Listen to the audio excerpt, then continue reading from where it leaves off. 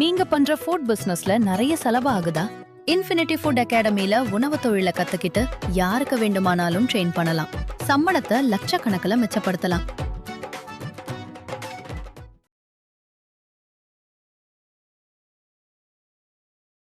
ரெட்ரோலுக்ஸ் நெஞ்சங்களுக்கு வணக்கம். நான் கார்த்திக். தினம் ஒரு சம்பவம். அந்த இதில் இன்னைக்கு என்ன வந்து பார்க்க போகிறோம் அப்படின்னா,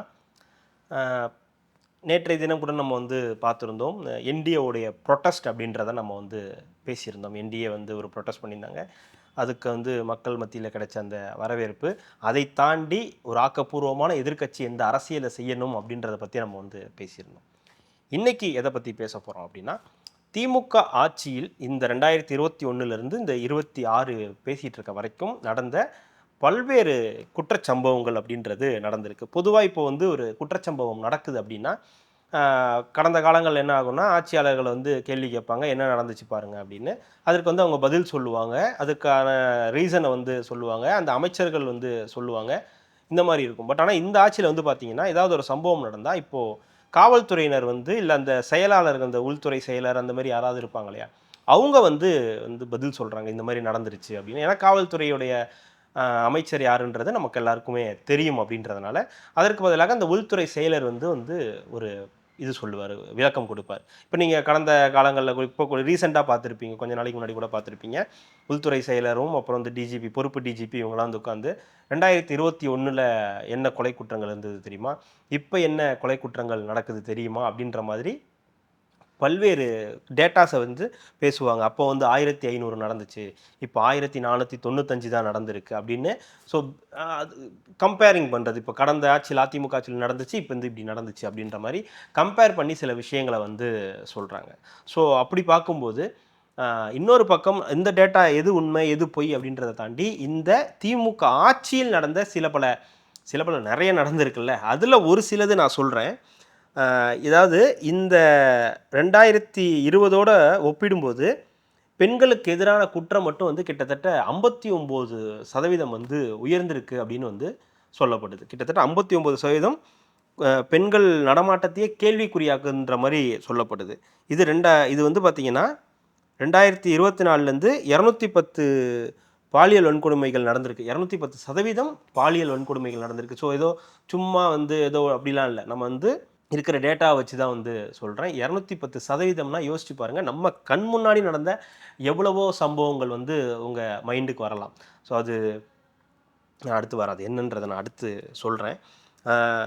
இன்னொரு பக்கம் வந்து பார்த்திங்கன்னா 5 வருஷத்தில் 8752 கொலைகள் நடந்திருக்கான். 8752 கொலைகள் நடந்திருக்கு. 1977 கொலைகள் பெண்களுக்கு எதிராக நடந்திருக்கு. இதில் இந்த 8752 1977 கொலைகள் பெண்களுக்கு எதிரான கொலைகளாக நடந்திருக்கு. 361 குழந்தைகள் கொல்லப்பட்டிருக்காங்க. 38 பெண் குழந்தைகள் கொடூரமாக பாலியல் வன்கொடுமை செஞ்சுருக்காங்க. அதாவது இந்தியாவிலேயே அதிகமாக இது நடக்குது அப்படின்ற அளவுக்கு இது வந்து போகுது. அதில் மட்டும் இல்லாமல் இதெல்லாம் ஏன் நடக்குதுன்ற ஒரு கேள்வி வரும்ல. இப்போ நம்ம தினம் ஒரு சம்பவம் அப்படின்னு பேசும்போது ஏதோ திமுகவை போய் அடிக்கணும், சாடணும் அப்படின்ற மாதிரி இல்லை. இந்த 5 வருஷத்தில் என்னெல்லாம் நடந்திருக்குன்றத நம்ம ஒரு தடவை ரீகால் பண்ணணும் அப்படின்றது தான் நம்மளுடைய எண்ணம். அதுதான் இந்த தினம் ஒரு சம்பவம். ஸோ மது விற்பனை அப்படின்றது அமோகமாக மாறி இருக்கு.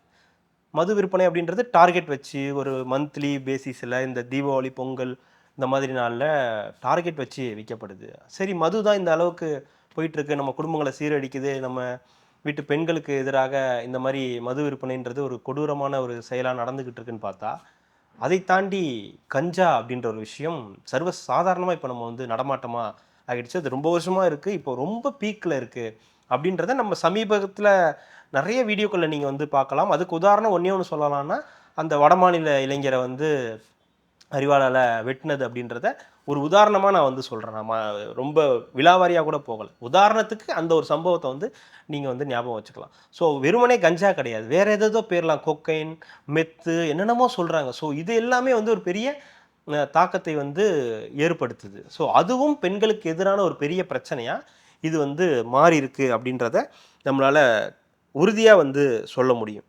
ஸோ வெறுமனே வந்து இல்லாமல் வெறும் பெண்களுக்கு மட்டும் இல்லாமல் முதியோர் கொலையும் வந்து நம்ம வந்து முன்னேறிக்கிட்டு இருக்கோம். இந்தியாவில் தமிழ்நாடு ஃபர்ஸ்ட்டில் இருக்குன்னு நான் சொல்ல மாட்டேன். ஆனால் அதுலேயும் முன்னேறிக்கிட்டு இருக்கு. நம்ம எது எதுக்கோ பேர் போயிருக்கோம். பட் ஆனால் இப்போலாம் வந்து பார்த்தீங்கன்னா கொலை, கொள்ளை, பாலியல் அத்துமீறல் இப்படின்ற மாதிரியான சம்பவங்களுக்கு அதுவும் மது போதை, கஞ்சா போதை அப்படின்னு அந்த மாதிரி சம்பவங்களுக்கு நம்ம முன்னேறிக்கிட்டு இருக்கோமோ அப்படின்ற ஒரு பயமும் வந்து வருது. ஸோ பெண்களுக்கு எதிரான குற்றங்கள் என்னப்பா நடந்துருச்சு? என்ன ஏதாவது சொல்லு பார்ப்போம் அப்படின்னு நீங்க சொன்னீங்கன்னா, ரொம்ப சர்வசாதாரணமா சொல்லலாம். விளாத்திக்குளத்தில நடந்தத. இப்போ ரீசென்ட்டா நடந்தது விளாத்திக்குளத்தில நடந்தது வந்து சொல்லலாம். சரி அப்படியே விளாத்திக்குளத்தில ஒண்ணு நடந்துச்சு. ஒரு மாணவி அந்த மாதிரினா, அப்படியே டக்குன்னு போங்க. ஒரு திமுக நிர்வாகி ஒருத்தர் ஒரு 2 வயசு குழந்தைக்கு பாலியல் தொல்லை கொடுத்து கொலை பண்ணதா இருக்கட்டும். அப்படியே போங்க. விமானத்தில போன ஒரு பயணி பெண்ணுக்கு திமுக நிர்வாகி ஒருத்தர் வந்து பாலியல் தொல்லை குடுத்ததா இருக்கட்டும். ஒரு கர்ப்பிணி பெண்ண ஒருத்தர் திமுக நிர்வாகி ஏத்தி கொன்னதா இருக்கட்டும். இந்த மாதிரி எவ்வளவு இந்த அண்ணா யூனிவர்சிட்டியில நடந்த அந்த சம்பவமா இருக்கட்டும், மதுராந்தகத்தில நடந்த ஒரு 14 வயது சிறுமிக்கு பாலியல் தொல்லையா இருக்கட்டும், அண்ணா நகர் சிறுமிக்கு நடந்த அந்த கொடூரமா இருக்கட்டும், எல்லாருமே பாருங்களேன் சிறுமிகள், பெண்கள், இளம் பெண்கள் இந்த 70 வயதில இந்த சிவகங்கையில நடந்தது இல்லையா? நம்ம கூட பேசியிருக்கோம். கார்த்திக் விஷன்லாம் கூட பேசியிருக்கோம். 70 வயது ம முதியவரை கொலை செய்துவிட்டு 60 வயது பாட்டிய வந்து பாலியல் துன்புறுத்தல் செய்தது அப்படின்னு ஒரு லிஸ்ட் இருக்கு. பெரிய லிஸ்ட்டே இருக்கு. அத உட்காந்து படிக்க ஆரம்பிச்சோம்னா, அது பாட்டுக்கு போய்க்கிட்டே இருக்கும் அப்படின்றதுனால, நான் இப்போ என்னுடைய நினைவுல இருக்கிறது, இதெல்லாம் என் மைண்ட்ல இருக்கிறதுன்றதுக்காக நான் வந்து சொல்றேன். ஸோ தொடர்ந்து பெண்களுக்கு எதிரான ஒரு கட்டமைப்பு, இல்ல பெண்களுக்கு எதிரான சம்பவங்கள் இங்கே நம்ம வந்து பெருமையா வந்து சொல்றோம். எங்க முதலமைச்சர் வந்து எங்களுக்கு வந்து மகளிர் உரிமை தொகை குடுத்திருக்காரு. எங்களுக்காக இலவச பேருந்து பயணம் மகளிர் பேருந்து அப்படின்றத பிங்க் பஸ் அப்படின்றதெல்லாம் எங்களுக்காக குடுத்துருக்காரு.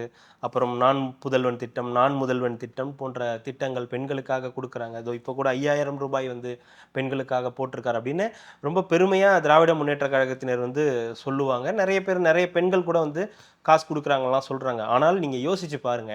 இந்த மாதிரி நடக்கிறதையும், இந்த மாதிரி நடக்கும்போது கம்பேர் பண்ணும்போது உங்களுக்கு எது தேவைன்றது ஒரு இருக்கும் இல்லையா? சேஃப்டி அப்படின்றது மிக மிக முக்கியமானது. ஏன்னா எல்லார் வீட்லயும் பெண்கள் இருக்காங்க. எல்லார் வீட்லயும் குழந்தைகள் இருக்காங்க. எல்லார் வீட்லயும் இப்போ முதியவர்களும், பாட்டிகளும் இருக்காங்க.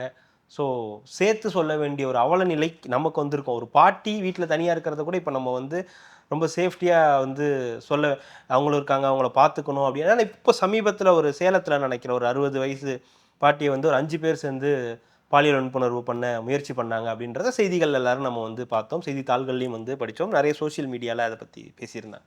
ஸோ பெண்களுக்கு எதிரான ஒரு ஒரு பிரச்சனை இங்க தொடர்ந்து இருக்கு அப்படின்றத நம்ம புரிஞ்சுக்கணும்.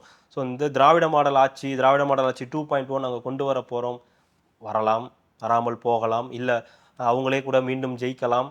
இதெல்லாம் தாண்டி பெண்களுக்கு எதிரான அந்த ச நடவடிக்கைகள் அப்படின்றத வந்து ஏத்துக்கவே முடியாது. அது எந்த ஆட்சியில நடந்தாலும் ஏத்துக்கவே முடியாது. அதுவும் சமூக நீதி பேசுற, சமத்துவம் பேசுற, பெண்களுக்கான ஆட்சி, மகளிர் நாடு அப்படின்னு சொல்லக்கூடிய திராவிட முன்னேற்றக் கழகம், திராவிட மாடல் ஆட்சி இருக்கிற இந்த ஊர்ல பெண்களுக்கு எதிராக இவ்வளவு நடவடிக்கைகள் நடந்திருக்கு. இவ்வளவு 8700 கொலைகள்ல 1977 கொலைகள் பெண்களுக்கு எதிராக மட்டுமே நடந்திருக்குன்றத யாராலையுமே வந்து ஏத்துக்க முடியாது. ஸோ இதுதான் இன்றைய தினம் ஒரு சம்பவம். ஸோ பெண்களுக்கு எதிராகவும் இந்த ஆட்சியில நிறைய நடந்திருக்கு. இது பெண்களுக்கான ஆட்சி, கதாநாயகி அப்படின்னு சொல்லி நம்ம எம்பி கனிமொழி அவங்க வந்து வேட்ப தேர்தல் வாக்குறுதிகள் தயாரிச்சுட்டு இருக்க இந்த நேரத்தில பெண்களுக்கு எதிராக எவ்வளவு நடந்திருக்கு அப்படின்றதையும் ஒரு பக்கம் யோசிச்சுக்குங்க அப்படின்றது தான் நம்மளுடைய வேண்டுகோள். கண்டிப்பா அடுத்த நிகழ்வுல சந்திக்கலாம். மிக்க மகிழ்ச்சி. நன்றி.